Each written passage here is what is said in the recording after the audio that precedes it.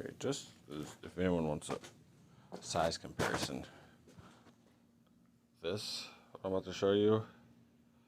Oh, blood. Not blood. This engine. This is a CT. What is it? CT200 UEX. Yeah, right there.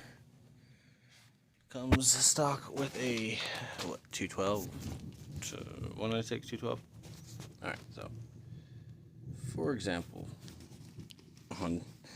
we're gonna just try this for shits and giggles.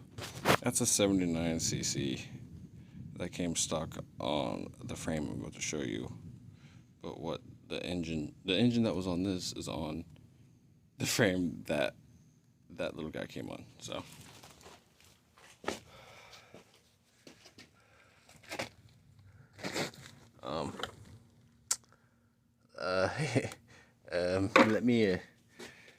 Let me know